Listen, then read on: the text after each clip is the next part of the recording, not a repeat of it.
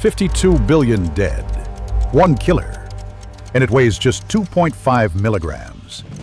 While you've been watching YouTube today, this killer has claimed 2,000 more lives. It's not a virus, not a weapon, not even human. This tiny creature has defeated Napoleon's army, stopped Genghis Khan's invasion, protected African kingdoms for 400 years, decided the American Civil War, freed Haiti, and it's still winning. The most successful assassin in history is the mosquito, and I can prove every single word. Our first victim, the greatest conqueror who ever lived, 323 BCE, Babylon. The greatest conqueror the world has ever seen stands at the height of his power. Alexander of Macedon, a man who never lost a battle. At 32, he controlled half the known world, from Greece to India. But then he felt a sting, a small bite by the Euphrates River. 12 days later, the king was dead. Fever, delirium, organ failure. Ancient doctors blamed poison. Modern historians believe otherwise. Symptoms match malaria or West Nile virus almost perfectly.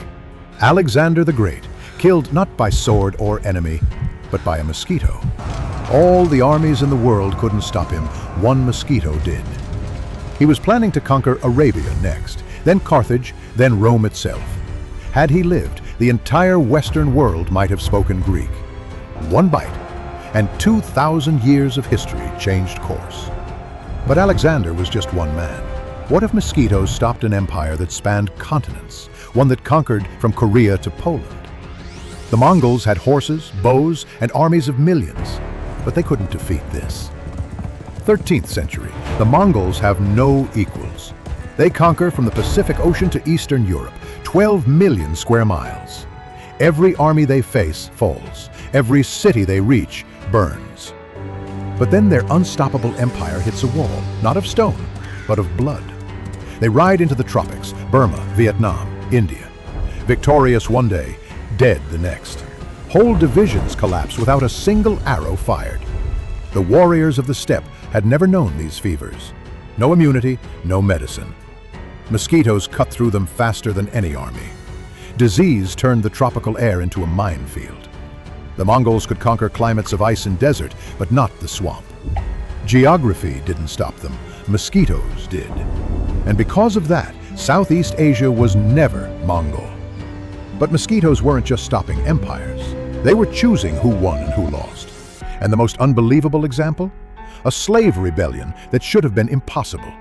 1791, Haiti, then called Saint-Domingue, the jewel of the French Empire. Its plantations made more money than all of Britain's colonies combined. 500,000 enslaved Africans worked under the sun, dreaming of freedom. They rose up against muskets, against cannons, against France. Napoleon Bonaparte, Europe's undefeated general, sent 50,000 veteran troops to crush them. The same men who conquered Austria, Italy, and Egypt. By every measure of war, it should have been a massacre. But then came the real army, the one nobody saw coming. Yellow fever and malaria exploded through the French ranks. Whole battalions fell within weeks. By the end of a single summer, 40,000 soldiers were dead, not from battle, but from mosquitoes. The rebels had a secret ally they didn't even know they had: biology. Centuries of African exposure had given many of them partial immunity. The French had none. In 1804, Haiti became the first nation in history founded by former enslaved people. Napoleon abandoned his New World dream and sold Louisiana to the United States. All because an insect picked a side. They called it the impossible victory, but it wasn't impossible at all, just unseen. Yet the same mosquito that freed Haiti would also build an empire of slavery elsewhere. Because nature never chooses sides, only hosts. From the 1400s to the 1800s, Europe conquered the Americas, Asia, and Australia in waves. But for 400 years, there was one continent they couldn't touch: Africa. Europe could build forts on the shores, but step inside for long enough and you died. They called it the white man's grave. In some regions, half of every expedition was dead within a year.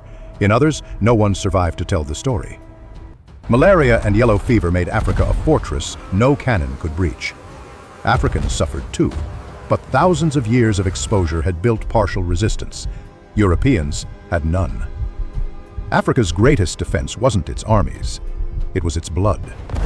For 4 centuries, empires tried and failed to push inland.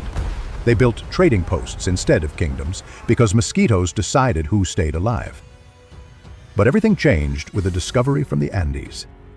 In 1820, chemists extracted quinine from the cinchona tree. For the first time in history, humans had a weapon against malaria. Mortality plummeted. The scramble for Africa began. In just 20 years, a continent that had resisted 4 centuries was divided by borders drawn in European offices. The mosquito's shield was broken, not by war, but by chemistry. Nature had protected Africa for 400 years, then science betrayed it. But the war between man and mosquito was only escalating. Because now, for the first time, we tried to fight back on their home turf. 1881, the French Empire attempts the impossible.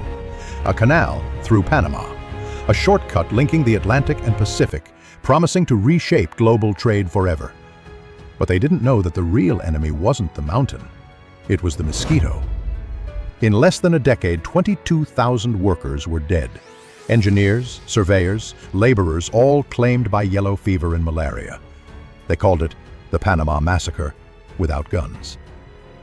The French project collapsed. Investors lost fortunes. The mosquito won again. But 2 decades later, the Americans returned, and this time they brought science. Guided by Dr. William Gorgas, they drained swamps, oiled water, and screened windows. It was the first mass vector control campaign in history. The death rate plummeted by 90%.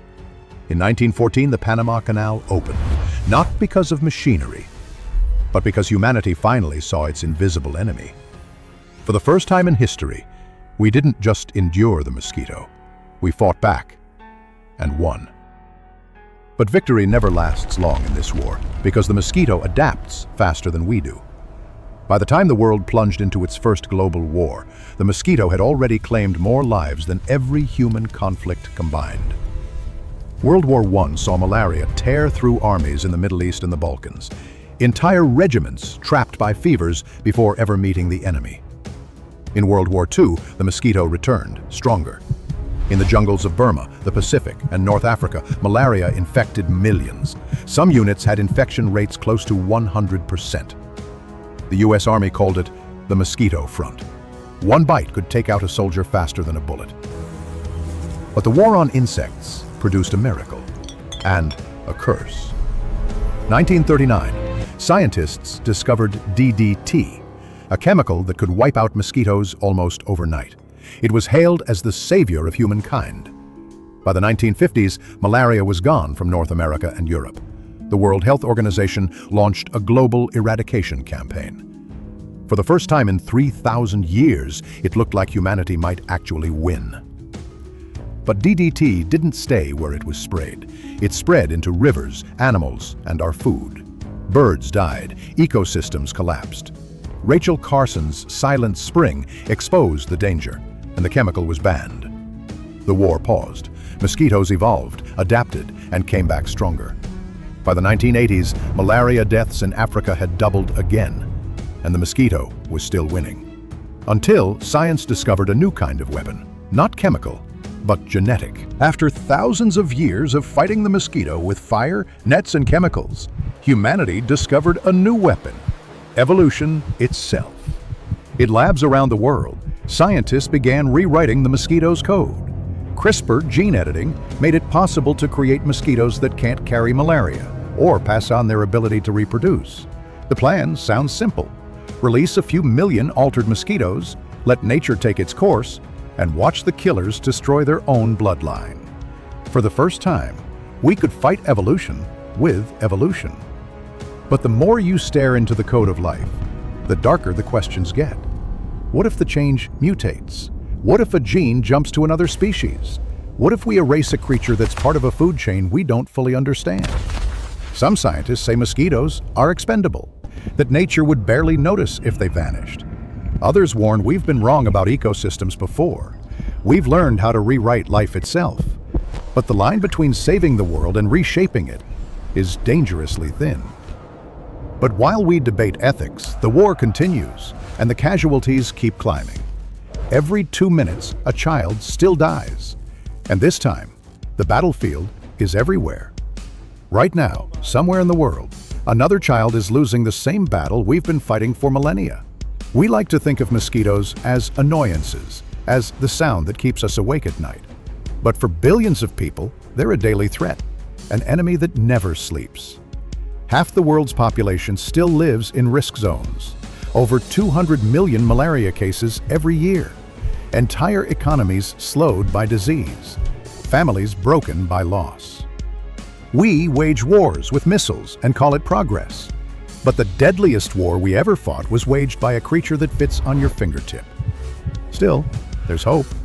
From gene drives to vaccines, humanity has never been this close to ending the mosquito's reign. But victory won't come from technology alone. It will come from balance, learning to live with the world we keep trying to conquer. Because the truth is, we've never really been fighting the mosquito. We've been fighting our own ignorance, the belief that we control nature. And if we want to win this war, we'll need to learn from every life it has already taken. Because the smallest enemy in history might be the biggest mirror of who we are. For thousands of years, this tiny creature shaped our evolution. It sculpted our cities, carved our borders, rewrote our DNA, and redirected the rise and fall of empires. The mosquito didn't just kill us, it made us who we are.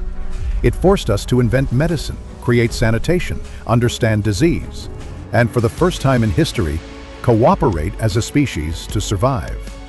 Every vaccine, every hospital, every clean water law, each one traces back in some way to our war with this insect. Maybe the mosquito isn't just nature's mistake.